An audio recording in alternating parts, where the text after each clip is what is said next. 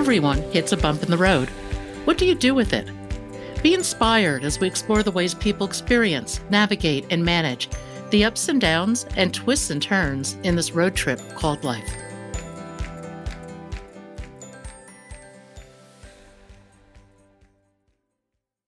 Kandis Draw wears many hats.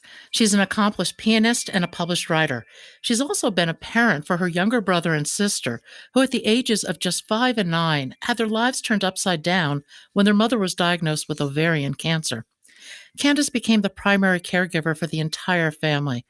Doctor's appointments, tests, insurance, school, shopping, driving. She was a person that held it all together. And now she's a powerful advocate for ovarian cancer and for caregivers. She writes, speaks, volunteers, sits on boards, all to raise awareness of the complex issues associated with caring for a loved one. Welcome, Candace. If you would, tell everybody a little bit about your story. Hi, Pat. It's so good to talk to you. Well, I Likewise. want to start by saying that my story is like many other caregivers around the country who find themselves in a position where they have to look after a loved one, and and sometimes it happens gradually, sometimes it happens suddenly. In my case, it was suddenly, and I remember, it vividly in my mind, being happy, after eating Thanksgiving dinner one day, and then the next thing you know, we're in the emergency room and we got a cancer diagnosis. And it wasn't just a regular diagnosis, it was a fatal diagnosis. And having one thing happen to you and then the next thing happened to you in an instant, and it taught me a lot about life and how things can change. And I took care of my mother, who was diagnosed with advanced stage 4 ovarian cancer, spread to her liver. They really didn't expect her to live over a year, especially when I was talking to the on-call resident at the time. However, she lasted 3.5 years, and we it was quite a journey during that time. I mean, from I had just been laid off, so I made the decision to stay home and take care of my mother and look after my younger siblings. Now, how old were your siblings at that time? At the time of my mother's diagnosis, my little brother was 5, and my little sister was 9. How did they take this news? You know, my younger brother, well, when I came home we all talked about what was going on. I could say my little brother is just like most boys. You think that they're not listening, but they really are. And he was just he started being very clingy, but I tried to keep things normal and fun. I really didn't want the stress of what was going on to really affect him to the point where, he couldn't, the kids could, especially both of them, the kids, they couldn't do anything because that's the same time, like they had all these activities and everything was going on. So I knew that they knew something was going on the sicker my mom got because, she couldn't drive. So after she couldn't drive, it was, well, why are you taking us everywhere? What's happening? So then I had to start being a little bit more candid. So we tried to keep it at mom's just sick and that she would get better. And I think most people do that for children because to keep their lives normal. You have to, and you want them to have as normal a childhood as long as possible. And cancer interrupts a childhood significantly. Yes, it does. Yes, it does. What about what about you? I mean, caregivers. I think of caregivers as just the unsung heroes in this equation. It is such a difficult thing to do. Yes, it is. And talk a little bit about the difficulties, and also about, well, let's just talk about the difficulties of caregiving. The difficulties of caregiving, well, first is that you have to, the way I see it, you have to be a selfless person because this is not something that you can just do and oh, we're just gonna, do it out the kindness of my heart. No, it's not like that. It is it's very taxing. It's long hours. I could say it's almost like it's a 24/7 job because there are hardly any breaks. I would say that your loved one goes through a lot, and as they're going through a lot, it feels like you're going through it with them. There are there are moments of there are heartbreaking moments, there are happy moments. Just the wear and tear of every day going to doctors and medications and treatments and therapies. And as a caregiver, you don't have much of a life. You don't have a life at all, actually, because your life and everything you do revolves around them. So it could be exhausting. I mean, there really, sometimes for some people, there is no financial aspect to that. Some people aren't able to work full time. Some people have to take, sabbaticals off of their job. So there's a financial downside sometimes. I didn't, and that, I think that may hurt people even more to know that, okay, I can't work. I can't do the things that I was doing. And for me, it was just three people. So it was waking up in the morning, getting kids to school, coming back, seeing what she needed. Oh, I have to go buy groceries. Oh, I have to do this. Oh, I have to do that. It's it could be exhausting. And Oh, it's sometimes and physically. sometimes emotionally exhausting, and sometimes not very sometimes you don't get the thanks that you feel like you deserve. Oh, I couldn't agree more.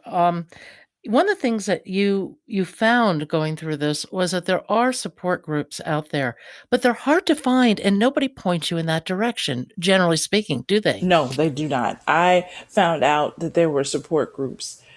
I want to say the last year of my mother's life. That and I found that through Cancer Treatment Centers of America. And once I attended support groups there, then I was able to find out, okay, there's so many other resources that I did not know about to help me. That I known about, I said, well, I would have taken advantage of this. Absolutely. And I think that's an issue for everybody in the cancer community, whether you're a patient or a caregiver. Finding the resources is not a slam dunk. And certainly all these online communities help. But for most of us with obscure or rarer cancers, um, it's hard to find those resources. Yes, it is. And sometimes, and I told someone else this. Sometimes when you are going through a very stressful situation, you do not want to talk about it. Not because you don't need to, but because you feel that nobody will understand, and you feel that you're being a burden to other people, talking about this terrible situation and how bad you're feeling. And but that's when I learned the importance of you do need a support system when you're going through something like this. And my heart always broke for people who didn't have that. I think the isolation is a real issue. It is. And yeah, and it's not healthy as we're finding as we go through COVID-19. Isolation is not good for people. No, because we need relationships. You need that interaction. You need the interaction, you need the physical touch, you need all those things that comprise being part of a community. And I think that when something like cancer happens, your community changes radically. Friends may fall away, Yes. as your day-to-day routine changes. I mean, just everything, it's like you throw everything up in the air and you just see where it crashes. And most of the time, that's exhaustion at the end of the day. Exhaustion at the end of the day sometimes. And the thing is, you caregiving requires that you have to think about yourself last.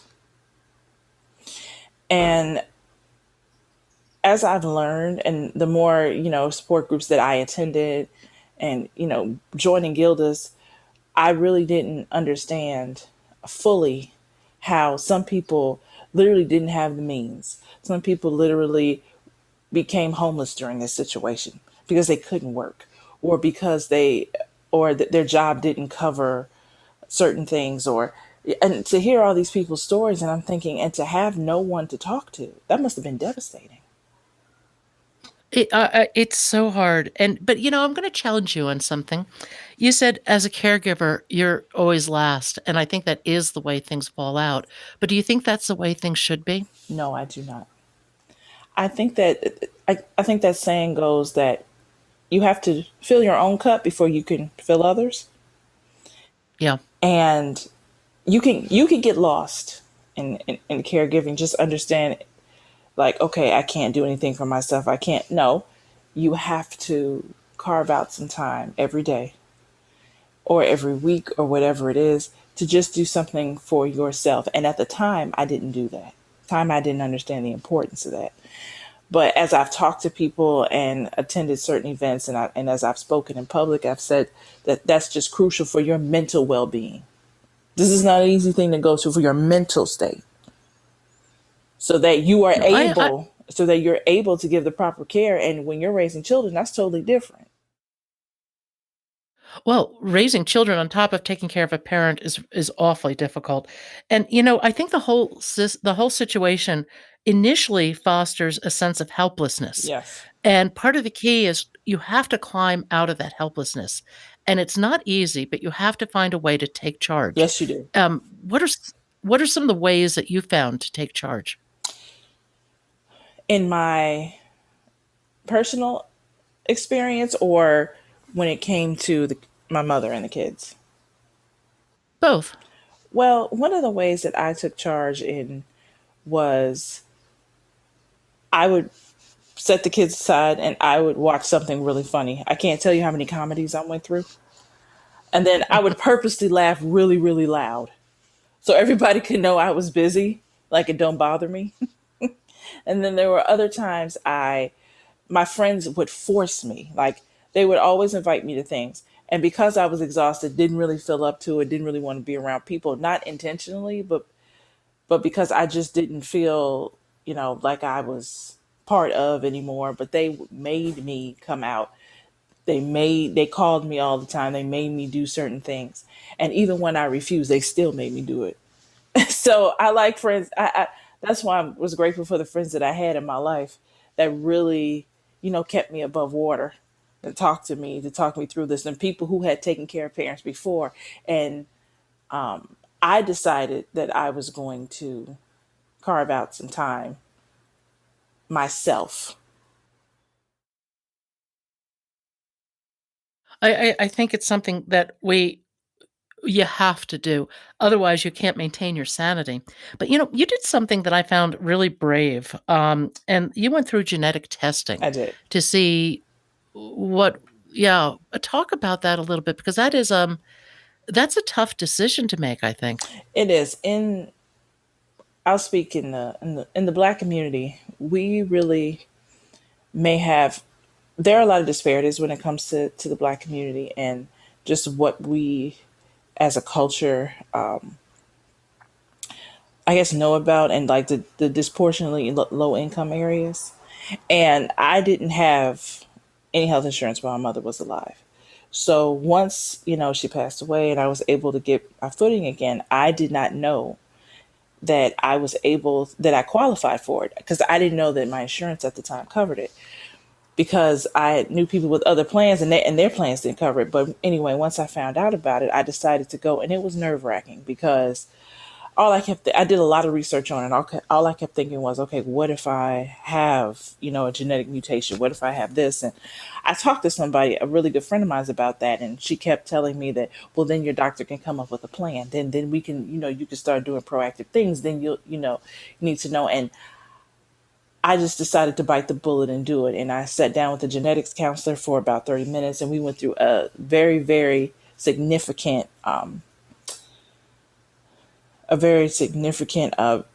mapping of my background, of the cancers that run in my family, because gynecological cancers do run in my family. My mother had it, and one of my aunts had it. So they felt like I was a good candidate, and then when they took the blood test, it was crazy because it takes a month for the results to come back. So I used to lay in bed some nights thinking, okay, what if something is wrong? What if I know I took the right steps, but this is still really, really frightening. And once the results came back, and they told me I didn't have it, but here's some steps that you need to take for your own health going forward, and you may want to consider having genetics testing again in another 2 years, and then once you're 40, having it every year after that. Really encouraging me to just be more proactive about my own health and to educate myself, basically. Why do they recommend repeated genetic testing? Does that change in any way over time? Yes, it can change. I didn't realize that, but it can change. Like just because you may not have any genetic mutations doesn't mean that you can't get it. And I didn't realize that. Wow. So I joined the National Ovarian Cancer Coalition, the Illinois chapter, and there were a couple young ladies that I sit with on the committee now that actually had the mutations that had to have surgeries and different things, and because they actually tested positive. But when I sat on a panel recently and here on the South Side, I learned that sometimes things can change for you over time. You get older, your body changes. So it was kind of like, here are the steps that you need to take to decrease your chances of getting it. Here are some healthy steps, healthy lifestyles, healthy things that you can do. It's always, it's always good to be proactive about your health. Yeah, I totally agree. And you've been proactive not only about your health, but you've gotten very involved in a lot of advocacy. Talk about some of the things you're doing because you just amaze me with some of the directions you've taken.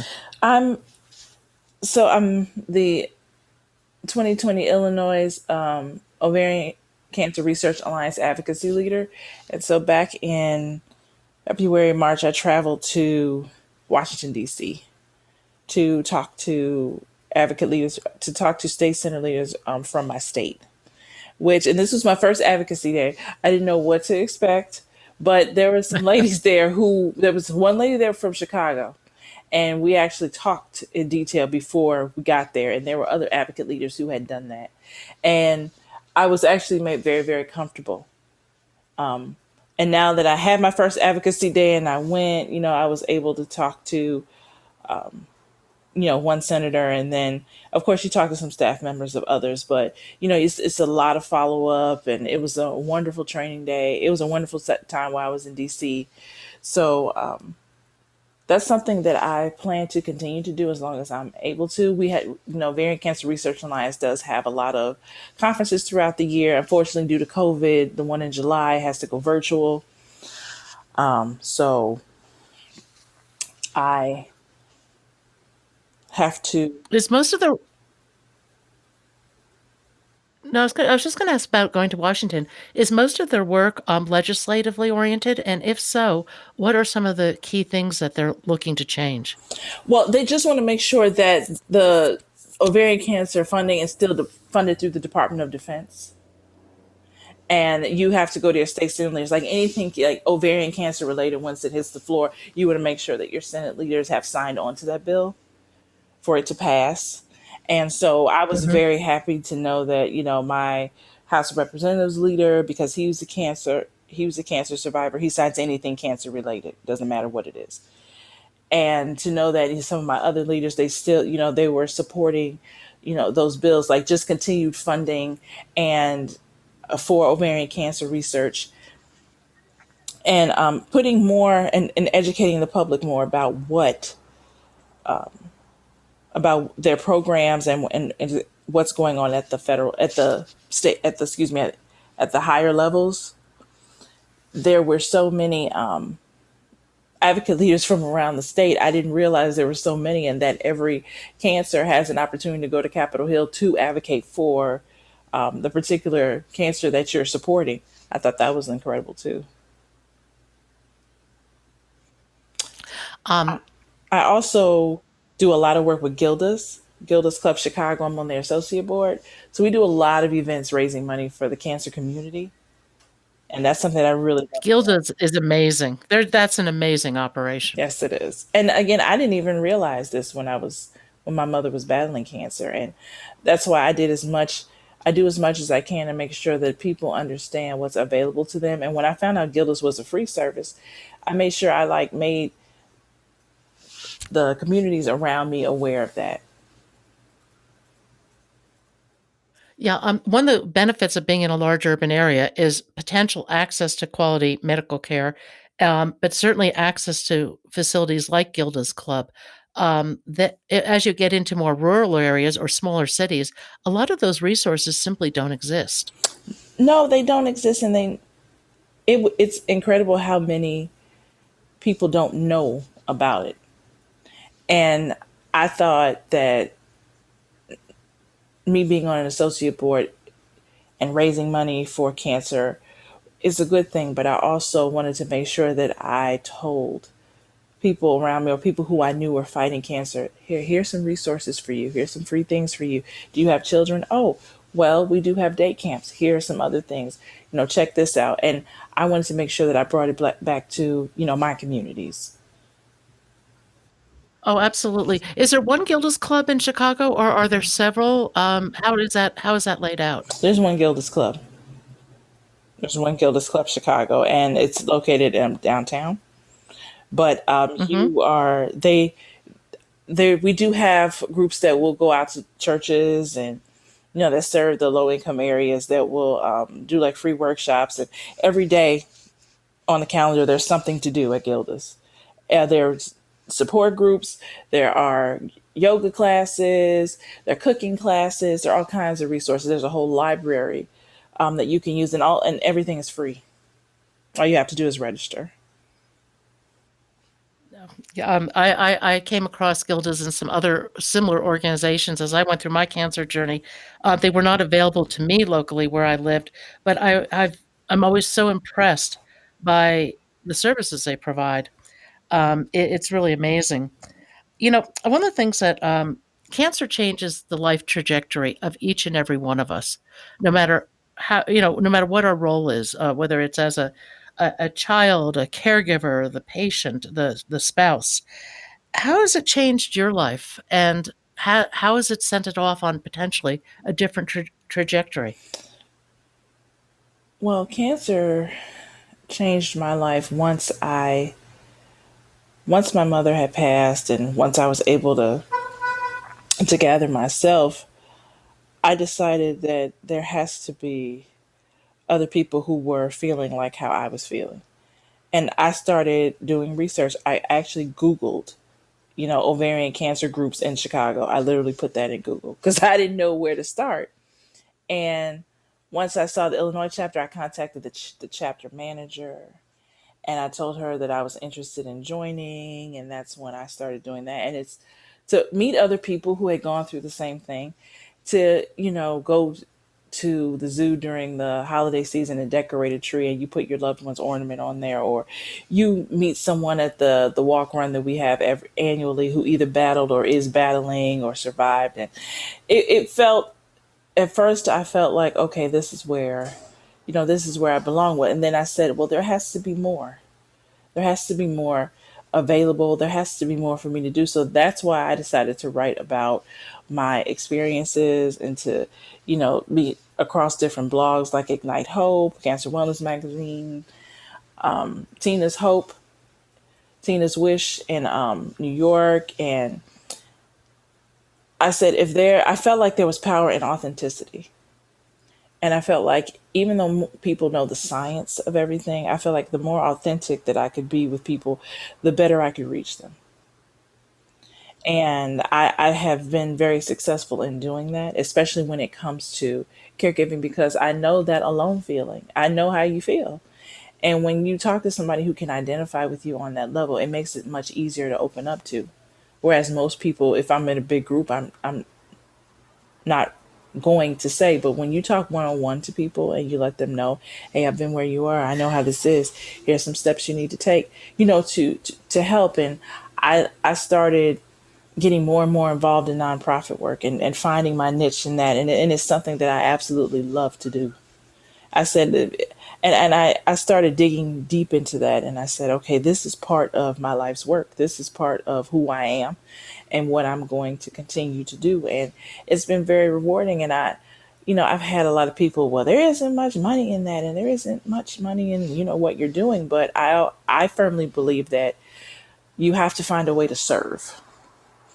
And when your goal is to touch lives and not for making money, the money will come, the exposure will come. And that's the avenue, the area I was coming from. I think service is a really important part of a healthy, well balanced life.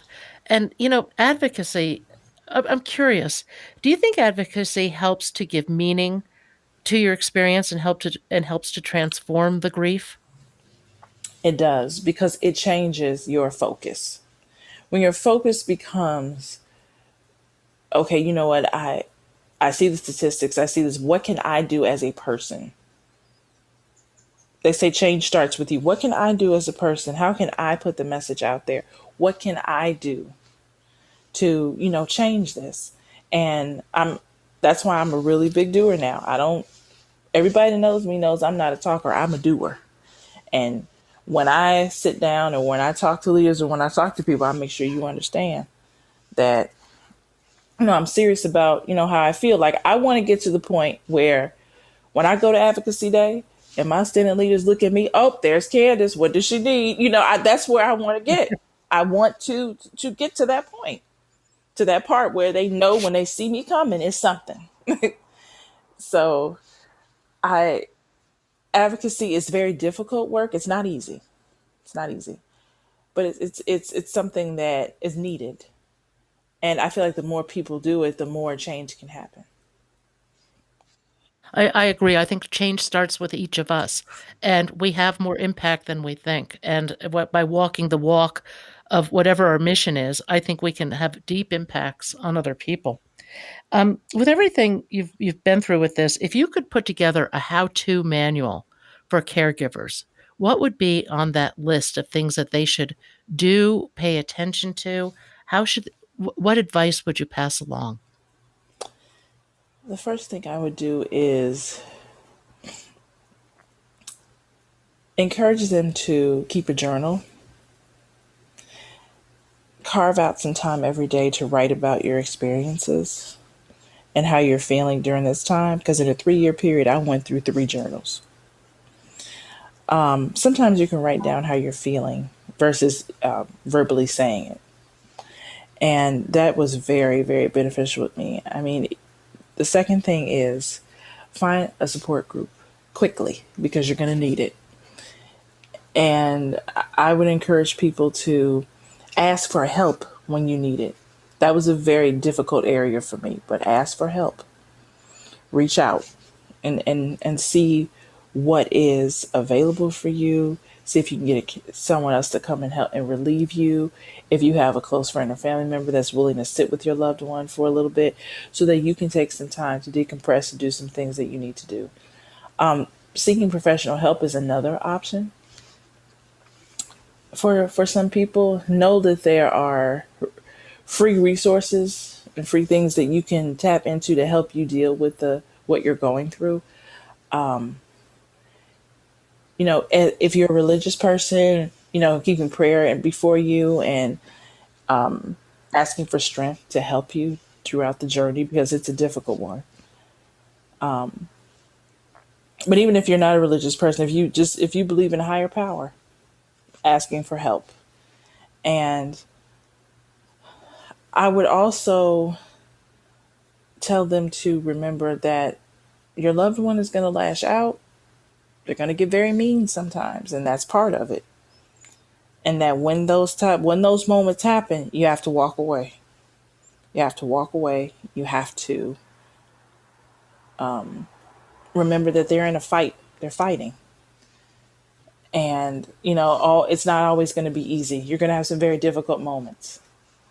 But to not lose sight of what's important and to just keep going. There's a I would also tell caregivers to remember there is a financial downside, as I've said, and to learn how to navigate through that. I would also tell them to make sure that you have a very strong, a very, very, very strong resilience about yourself. When you find those support groups, make sure you talk to other people and keep in contact with them and, draw strength from each other. Because that was very important too, because there were some people that I had met that didn't have that. And to do that and go online and find different resources to help you. Do as much with other people that are going through what you're going through as you can. Just find some time. There's the experience of caregiving, and then there's this massive period afterwards where you have to rebuild your life. Yes. Any advice there? Yes, that's not something that's easy either.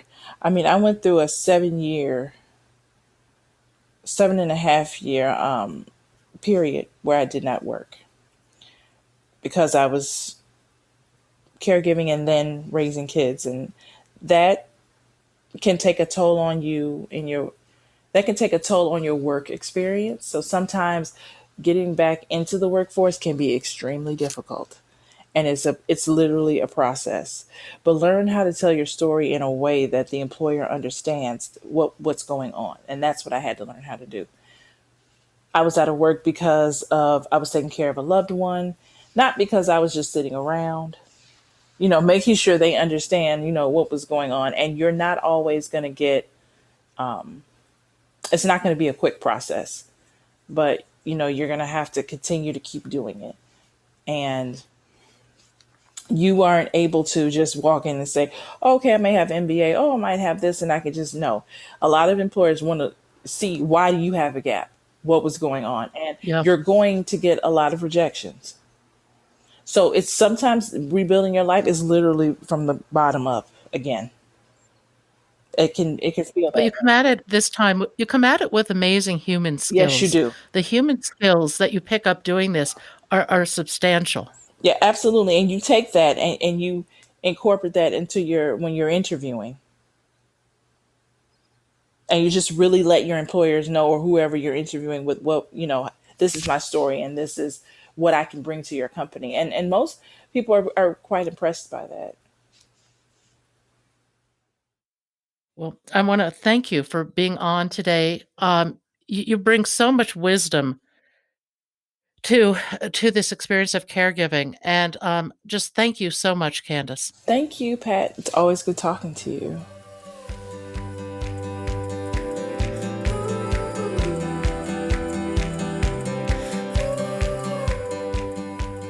Thank you for joining us today.